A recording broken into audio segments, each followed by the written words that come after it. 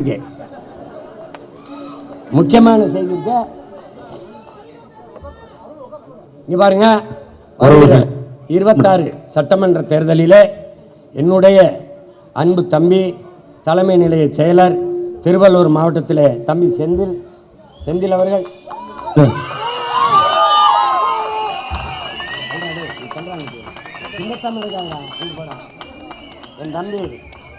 என் தம்பி செந்தில் அவர்கள் விவசாயி சின்னத்தில் வணக்கம். திருவள்ளூர் தொகுதியின் வேட்பாளராக இன்னைக்கு இந்த ஒரு மிகப்பெரிய ஒரு மாநாட்டில் உங்களை அறிவிச்சிருக்காரு. இந்த அறிவிப்பு நீங்கள் எதிர்பார்த்ததா? இந்த அறிவிப்பு நீங்கள் எந்த அளவுக்கு உணர்றீங்க, எந்த அளவு ஃபீல் பண்ணுறீங்க? இல்லை, இது முதல்ல அண்ணன் என்னை நம்பி ஒரு வேட்பாளராக அறிவிச்சதில் ரொம்ப மகிழ்ச்சி. எதிர்பார்த்ததான்னா ஏற்கனவே நான் 2016 சட்டமன்ற தேர்தலில் போட்டிகிட்ருக்கேன். அதுக்கப்புறம் 21 வேறு ஆட்கள் தான் போட்டிட்டாங்க. அதுக்கப்புறம் நாடாளுமன்ற தேர்தலில் எதிர்கொண்டோம். எல்லாம் தொடர்ச்சியாக வேலை செஞ்சுட்ருக்கோம். அதனால் 26 அண்ணன் யார் சொல்கிறாரோ அவங்களுக்கு வேலை செய்வோம் தான் இருந்தோம். அண்ணன் இப்போ சொன்னது ரொம்ப மகிழ்ச்சி. சரிண்ணா, இப்போ உங்களோட தொகுதியை பொறுத்த வரைக்கும் திமுகலேருந்து சட்டமன்ற உறுப்பினர் இருக்காங்க. சட்டமன்ற உறுப்பினர் இதுக்கு முன்னாடி தான் சட்டமன்ற தேர்தலில் என்னென்ன முக்கியமான பிரச்சனைகளுக்காக என்னென்ன வாக்குறுதிகள் கொடுத்துருந்தாங்க, அந்த வாக்குறுதிகள் என்னென்ன எத்தனை சதவீதம் நிறைவேற்றியிருக்காங்க? இல்லை, அவங்க இப்போ திமுகவோட பொதுவான வாக்குறுதிகளை நீங்கள் பார்த்துருப்பீங்க. அதுலேயே அவங்க கொடுத்தது அவங்களே மறந்துட்டாங்க. ஒரு சிலது நாங்கள் எப்போ சொன்னோன்னு அவங்க அமைச்சர்களே கேட்குறத நம்ம பார்க்குறோம். எங்கள் தொகுதியில் பெருசாக ஒரு திமுக சொன்ன அந்த பொதுவான வாக்குறுதியை தாண்டி தொகுதிக்கான எந்த வாக்குறுதியும் இல்லை. ஒரு 2-3 பஸ் ஸ்டாண்டு கட்டியிருப்பார். அதில் ஒரு படம் வச்சுருப்பார், பெருசாக லைட்டு போட்டிருப்பார். ஆனால் அந்த பஸ் ஸ்டாண்டுக்கு பக்கத்தில் இருக்கிற ரோடு நல்லா இருக்காது. அந்த சாலையை சரியாக போட்டிருக்க மாட்டாங்க. அது மாதிரி ஒரு வெற்று வாக்குறுதி, ஒரு கவர்ச்சி திட்டங்களை நிறைவேற்றிட்டு ஒரு பெரிய லைட் ஒன்று போட்டு அது பக்கத்தில் ஒரு போர்டு வச்சு இவங்க தான் இது இத்தனை லட்சம் ஆச்சு, இவர் தான் இது செஞ்சார், அப்படி வேணா செஞ்சுருக்காங்களே ஒழிய மற்றபடி எந்த வாக்குறுதியும் அவங்க நிறைவேற்றல. அதிகமாக இப்போது மணல்லாம் அள்ள மாட்டோம், ஏரி குளங்கள்லாம் தூர் வருவோம், இதெல்லாம் சொல்லியிருந்தாங்க. அப்புறம் விவசாயிகளுக்கு நகைக்கடன் தள்ளுபடி பண்ணுவோம்லாம் சொல்லியிருந்தாங்க. அதெல்லாம் எதுவுமே செய்யலை இந்த பகுதியை பொறுத்த வரைக்கும்.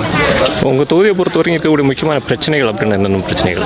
இங்கே விவசாய நிலங்கள் முதல்ல விவசாய நிலங்கள் முழுசாக அழிக்கப்பட்டே வருது. அதுக்கப்புறம் எல்லா ஏரிகள்லையும் ஆற்றுப்படுகைகளிலும் மணல்கள் தொடர்ச்சியாக அள்ளப்படுது. அப்புறம் சாலை சரியில்லை. எல்லாருக்கும் இருக்கிற மாதிரி மருத்துவமனைனா திருவள்ளூர் தான் வரணும். இவ்வளோ தூரத்துலேருந்து எல்லா மற்ற ஆரம்ப சுகாதார நிலையமாக இருக்கட்டும், அது முழு பராமரிப்புலையோ அந்த மாதிரி இல்லை. அப்புறம் கல்வி நிலையங்களில் அந்த கல்வி தரம் அந்த அளவுக்கு பெருசாக இல்லாதனால தான் இந்த ஆட்சியாளர் இருக்கார்ல, இப்போ விஜி ராஜேந்திரன் தான் இப்போது இங்கே எம்எல்ஏவாக இருக்கார். அவரே கல்வி நிறுவனங்களில் வச்சுருக்காரு, தனியார் கல்வி நிறுவனங்களில்.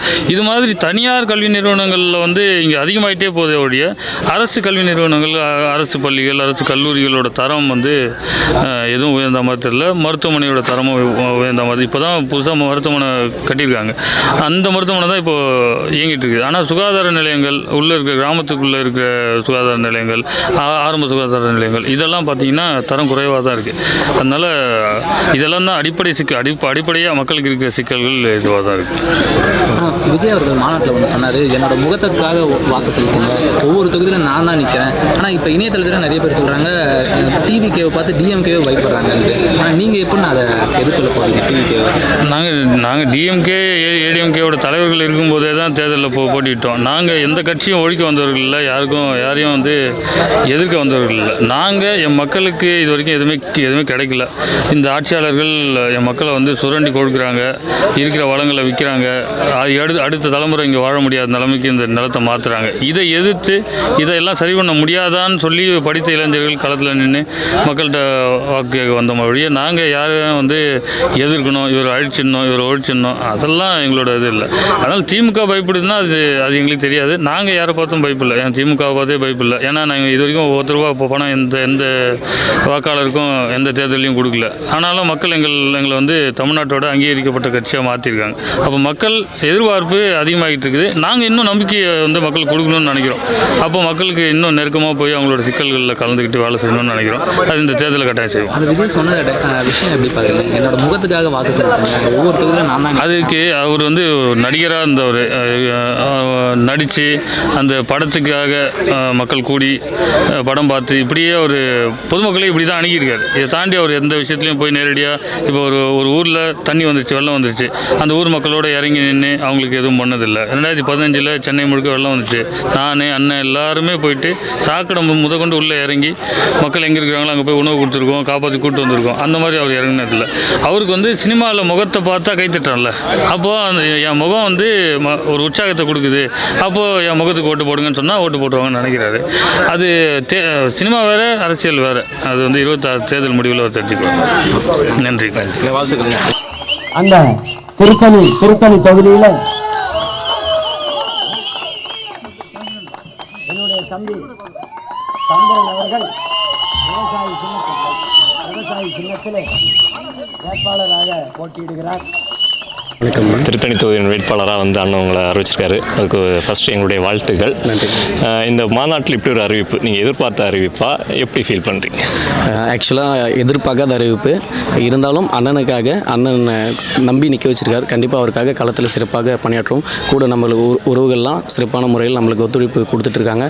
கண்டிப்பாக வெற்றி காண்போம். சரி, ஓகேண்ணா. இப்போது கட்சியில் வந்து எத்தனை வருஷமாக இருக்குது? கட்சியில் வந்து 2016 இருக்குங்கண்ணா. கிட்டத்தட்ட 9 வருஷமாக இருக்கும். ஃபஸ்ட் ஆரம்பத்தில் வந்து உறுப்பினராக சேர்ந்தோம். இப்போ மாநில குருதிக்கொடை பாசறை ஒருங்கிணைப்பாளராக இருக்கணும். இப்போது குருதிக்கொடை பாசறை சார்ந்த இந்த பகுதிகளில் வந்து எந்த மாதிரியான வேலைகளை வந்து நீங்கள் முன்னெடுத்துட்டு? ஆண்டுதோறும் வந்து தலைவர் பிறந்தநாள், அண்ணன் பிறந்தநாள், இப்போது குருதிக்கொடை முகாமும் சிறப்பாக செயல்படுறோம். அது இல்லாமல் நிறைய இப்போ நோயாளிகளுக்கு வந்து ரத்தம் தேவைப்படுது.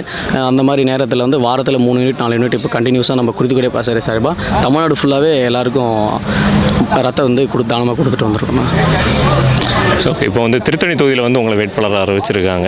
இந்த திருத்தணி தொகுதியை பொறுத்த வரைக்கும் இதுக்கு முன்னாடி வந்து இப்போது திமுக ஆட்சியில் இருக்குன்னு திமுக எம்எல்ஏ இங்கே இருக்கார் கரண்டா. அவர் வந்து கடந்த தேர்தலில் வந்து பல வாக்குறுதிகளை வந்து கொடுத்துருப்பார். அந்த வாக்குறுதிகளை எத்தனை சதவீதம் அவர் வந்து நிறைவேற்றியிருக்காரு? முக்கியமான தொழில்களுடைய முக்கியமான பிரச்சனைகள் என்ன?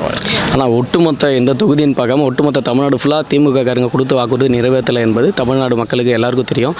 குறிப்பாக இந்த தொகுதியில் முக்கியமான தொழில்னா 2 தான். ஒன்று நெசவு, இன்னொன்று வந்து விவசாயம்.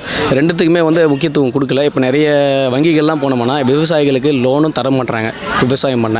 அப்படிங்கும்போது விவசாயமும் அழிஞ்சு வருது. அதே மாதிரி அதுக்கு அடுத்தபடியாக தொழில்னு பார்க்கும்போது நெசவு இருக்குது. நெசவு தொழில் வந்து பண்ணுற அதை ஒரு குறிப்பிட்ட கீழே இருக்கிற வறுமை கோட்டு கீழே இருக்கிறவங்களுக்கு அவர் சிறுவாரியாக வந்து லோன் தர மாட்டாங்க, அப்ரோச் பண்ண மாட்டேங்கிறாங்க. கேட்ட ஷூரிட்டி அதெல்லாம் கேட்குறாங்க. அவங்க வந்து தொழில் பண்ணி வளர தான் வர்றாங்க.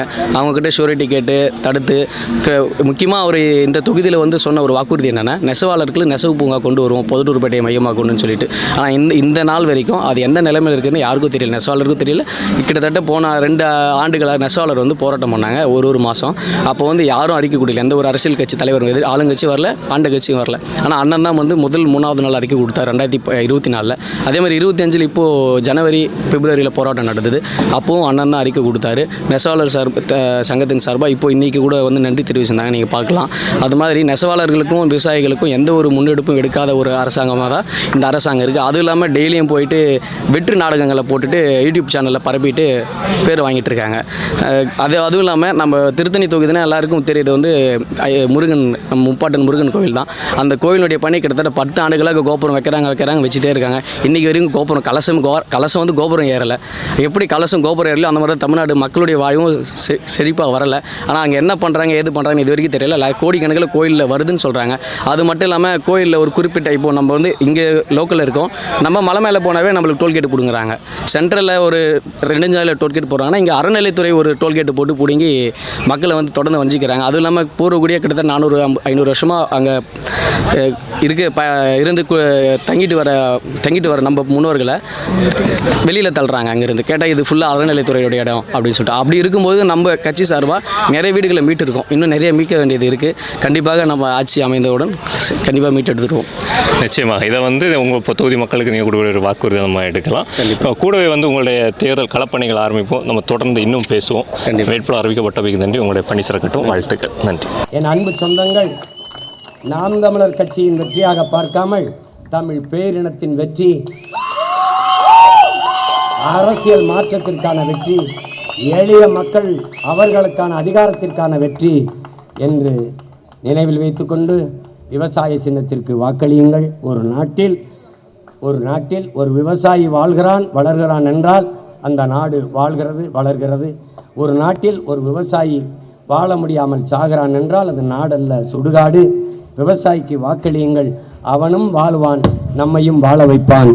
நன்றி, வணக்கம். நாம் தமிழர், தமிழ்தாய் வாழ்க, தலைவர் பிரபாகரன் வாழ்க. 2026 படைப்போம் புதிய அரசியல் வரலாறு.